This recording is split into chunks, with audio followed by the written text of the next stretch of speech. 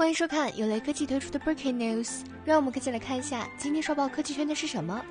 在3月7号推送的 iOS 12.2 Beta 4更新中，外媒发现了疑似 Apple Touch 7的图标文件。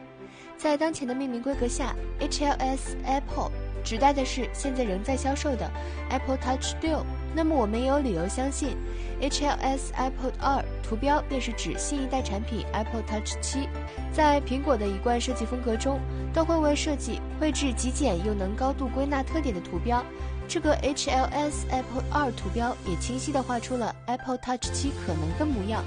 和 iPhone X 一样的等宽窄边框全面屏，而且没有刘海。网友 Apply Designer 根据泄露的图标制作了 Apple Touch 7的假想渲染图，整个全金属机身大小会和 Apple Touch 6保持一致，屏幕则为5英寸的 LCD 56号全面屏，